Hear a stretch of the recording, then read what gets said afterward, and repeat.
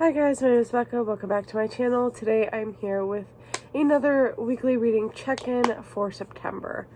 So, before we get into the books that I read, let's just talk about the stuff that I watched, which wasn't much. I literally just started watching a Netflix K-drama. I think it's a Netflix original one. It's called The King Eternal Monarch. I've only watched 2 episodes, but I'm already in love. So I'm going to finish that. But yeah, it's amazing. It's so good. It's about parallel worlds. There's a king and a cop, and it's so good. It's so good. So I highly recommend that. And I think that's pretty much it. I've been playing the same game, Final Fantasy XIV. What else is new? And I don't think I've watched any movies recently. So yeah, now we can talk about the books. I can't remember if I talked about this last week, that I finished, Empire Sand. I know I was talking about it. I can't remember if I had finished it at that time. But if I didn't, then I really enjoyed it. I gave it 4 stars. I will say, like, the first half is probably kind of hard to get into, but once you, well, not hard to get to, but, like, it's just a slower going, nothing really happens. But once you get through, like, the second half, it's very fast moving, action packed. The romance is actually kind of good. It's realistic, which I really liked. And I just really enjoyed it. I gave this 4 stars. The sequel, I'm really intrigued to see how it goes, because the sequel follows the sister from this book, so it's not like a direct sequel. And I think it actually is years, what's it called? It's a bit of a time gap between the 2 books, so we'll see how that goes. But yeah, I give this 4 stars. I liked it. And then after Empire of Sand, I started Skip Beat, volumes 4 through 6 by Yoshiki Nakamura. I love this series. I can't tell you enough how much I love this series. These 3 volumes were just so damn good. In one of these volumes is when you figure out the connection between Ren and Kyoko. Ren knows the connection. Kyoko doesn't. She doesn't know that it's between them. It's so good. It's so good. Ren is still kind of a dick. Also, this is the one where Ren gets sick, which I didn't know that. And Kyoko is going into an acting training school in this one. It's just, all is good. All is really good in this. I love it. Oh, 5 out of 5 stars. There's so many volumes and I don't care. I want to read all of them. It's so good. Okay. Okay, after that, I was, oh, that's funny. Well, I have a physical copy.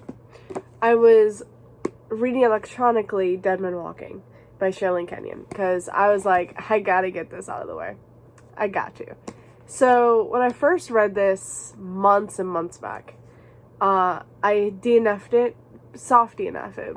I knew I was gonna end up picking it up again, but I just wasn't in the mood for it then, and I really wasn't liking it. So I pretty much DNF'd it halfway through. I picked it back up again, and I have to say, it wasn't that bad. Okay, I realized why I had issues with it. There's way too many characters in this to follow. Way too many. And if you didn't read the back, you really wouldn't know who the 2 love interests were until, like, towards the end. So that was something. In the very beginning, I kept forgetting who he was supposed to end up with at the end. But, I kept thinking it was the main character in the beginning, not the main character, the, what's it called, the new character that we meet in the beginning. Okay, these are all new characters, I don't know what I'm saying. It's the new, what's it called, the new add-on to the crew. That's what I'm saying. We were meeting this crew for the first time. But she's a new add-on, so you think they're supposed to end up together because they have kind of like a connection. Not really, but they're definitely flirting with each other, and she's got a thing for him, and it's fine. But then, like, halfway through the book, you're like, oh no, wait, he's supposed to be with this one. Okay, they're together. And it's actually not bad. I gave it 3 stars. I gave it 3 stars, but I have to say this was better than Lords of Avalon, in my opinion. So there's that. But again, way too many characters. The crew has like 12 to 15 people in it. How am I supposed to tell who's from who? Like, I don't care about these people. Not all of them. But it's like, and I swear, like, we were probably maybe 200 pages in and we're still figuring out who another person from the crew is. Like, we're just then meeting that person from the crew. And I'm just like, really? Really? Why am I meeting new people 200 pages in? That, like, in the crew. So that got to me. But it's fine. But yeah, I definitely wasn't hating it. So there was that. So yeah, 3 stars. This is actually pretty good. I didn't tell you what this is about. It's a sub-series to the Dark Hunter series. We're following Hell Chasers, right? I can't remember. I think it's Hell Chasers. We follow a crew of pirates. Mostly we follow the captain, Devil Bane, who is an ancient warlord. And he returns to the human realm as one of the most notorious pirates in the New World. Yeah. He makes a pact with Thorn to become a Hell Chaser. And he is in charge of securing the worst creations of the ancient gods behind enchanted gates. And the gates are beginning to, you know, buckle. What's it called? And so Bane has this whole crew of pirates. And then the ship is Marcelina, his ex-wife's sister. We don't talk about the ex-wife. No. And him and the sister, the ship, they're connected to each other. So if he dies, she dies, and if she dies, he dies, that kind of thing. And they hate each other. They hate each other so much. But of course, halfway through, revelations happen. Maybe they don't hate each other as much as they think they do. Or as the other thinks they do. Know what I mean? So yeah, 3 stars, pretty good. After that, I was still reading Skippy just a little bit, so I started another ebook. That's The Chosen by J.R. Ward. This one follows X-Core and Layla, which was definitely, I was waiting for it. I knew this was going to be a thing, and I was waiting for their book. And I have to say, damn. I think I gave this 5 stars. Yeah, I really like X-Core and Layla. I really love them. And I know there are things that happen in the past books. Like, X-Core is the enemy. That's the problem. But some things happen, so he's not really their enemy anymore. But when they find out Layla and him have had, like, a thing going, it's not good. Quinn, who is, so Quinn and Layla had sex. She got pregnant. That whole thing. But they weren't together. Quinn is with Blay, which I love so damn much. But Quinn finds out that she was seeing X-Core kind of on the down low while she was pregnant with his babies, and he goes freaking nuts. He literally just goes off the rails insane. And it's crazy. And then, so of course, there's drama between him and Layla, him and Blay, him and the rest of the brothers, and it's so damn crazy. And I was hating Quinn for a while. Quinn gets better at the end, I will say that. But it was just not good. It was not good. I was so mad. It was screwing up all of my, you know, my relationships and everything. Also, Vicious. What the frick? This whole thing with Vicious and Jane, I don't get it. I don't know what's wrong with them. I really don't. But something is definitely wrong with them. So now I'm like, where the frick is my Vicious book? I need a book with Vicious to figure out what the hell's going on with him and Jane. You could definitely tell Vicious is J.R. Ward's favorite character, because Vicious is in every single book, and he's got issues in every single book. So yeah, there's that. 5 stars. It was amazing. I absolutely love it. Also, another book I finished was Blood Fury by J.R. Ward. This is the 3rd book in the Black Dagger Legacy series. And, I gave it 5 stars. So, this one follows Peyton and Novo. Peyton and Novo have been, like, flirting with each other, kind of. Peyton is a rich little boy, and Novo is not. Like, Novo is, you know, from the poor side of town. And they both have their issues. Peyton can be a little bit of a dick. Novo, is always, you know, the strong girl. She's trying to be tough.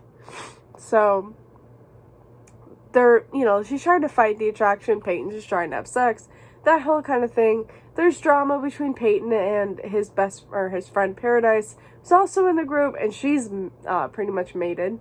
So, you don't fuck with her. But, yeah, that whole thing. But it's so freaking good. And then there's also another side relationship in here, which is Rune and Saxon, which, oh my god. Oh my god. It's a relationship I didn't know I needed to have, but I damn have it, and I'm so happy. They're so freaking cute, and I love them so much. So, Rune and Saxon, Peyton and Novo, they were great. I loved it. I loved all the drama in it. I just loved it.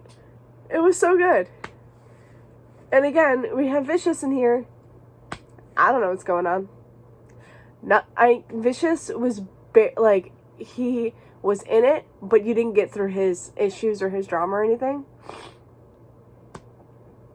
Like, nothing. And I'm just wondering what's gonna happen with him and Jane. Like, I don't get it. But yeah, 5 stars, absolutely amazing. Loved it. Now I just have to read the novella, which is called Dearest Ivy. And then I'm done with the Black Dagger Brotherhood series pretty much this month. And then we can go on to next month. It's like, there's so much. Okay. Alright, so while I was reading those ebooks, because after I finished Skip Beat, I started another physical read. And that was One to Watch by Kate Stayman London. This one is like a bachelor type thing. The show in this is called Main Squeeze. Our main character, B, is a plus-size fashion blogger, and, what's it called? She loves the show Main Squeeze, but one night she just really goes into, how the show has a lack of diversity, a lack of, body diversity. So, the thing is that anytime you would see someone who's just someone of a different body type than they normally have, they're cast right off the show. Like, you never see them again. They just disappear. So, she mentions that, and she also mentions how, you know, there's a lack of diversity, and she goes into this whole thing. And so what happens is B ends up being the next Main Squeeze, and, you know, the first plus-size woman to be the Main Squeeze. And, you know, now she's got 25 men vying for her and all that. Of course, they're not all vying for her. Some of them just want to be an asshole. I will say, like, okay, these chapters are long. I hate long chapters. I've mentioned that so many times. I hate long chapters. The chapters are long. But, after the first couple of chapters, I got into it. I really got into it. Also, the beginning of this book, there's an element of cheating. And I'm not saying it's an element of cheating. Oh, the person she was with was damn well cheating. Because he's engaged. And he sleeps with her. And she knows he's engaged.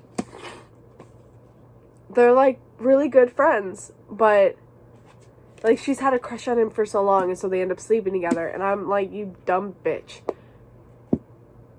Oh, my God. And then he's like, oh, you know, I still want to marry the woman I'm with, but I really want to be with you. And I'm just like, this is sick. It's so sick. But now she's on the show and she's got 25 men. Some of the men are assholes, and it's fine. I like the drama. But then some of them are, like, really good. I already know who I want her to be with, and if she doesn't get with him at the end, I'm going to be really pissed. There's that. But yeah, this is actually really good. And it starts off where she just doesn't want to be with anybody because she just wants to be with that guy, which I want to kill her for. And she's just doing it to promote body positivity and everything. But of course she's got to find love, right? Like, that's all I want. So yeah, where am I at? I'm on chapter 5, 204. Page 204. See what I mean, though? This is only chapter 5, and I'm on page 200. I hate long chapters so much. And then the only other book I'm reading is, what's it called? The next in the Guild Hunter series, which is Archangels Prophecy. I was trying to get all my series out of the way so I can go straight into all the books. Come on. Okay. Archangels Prophecy by Nalini Singh. This is an Elena and Raphael book. Things are happening. I'm only 100 pages in. Things are really happening. Elena is not doing so well right now. She doesn't, like, nobody knows what's going on, but she is dealing with all this pain and weakness and stuff. Something's happening. It's screwed up, but it's really good. So yeah, this is like book freaking 11 in the series. I can't talk about it, but yeah, stuff's happening. But it's Elena and Raphael. Raphael is, you know, being all like worried archangel. I love it. I just love it. He just wants to go in protective mode, and I'm just like, I love you. And Elena, of course, is just, I freaking love it. I love it so much. So yeah, I'm 200 pages into one book, 100 pages into another, and after One to Watch, because we're now into the weekend, I have been reading One to Watch way too long. I'm going to read, this isn't it, but I'm going to read the next volumes of Skip Beat and then Dear Ivy, I think, over the weekend, if I can finish these up very soon. But yeah, those are going to be the next books that I end up reading. And that's it for me today, guys. Thank you so much for watching. I hope you enjoyed this video, and I'll see you again with another. Bye. Happy reading.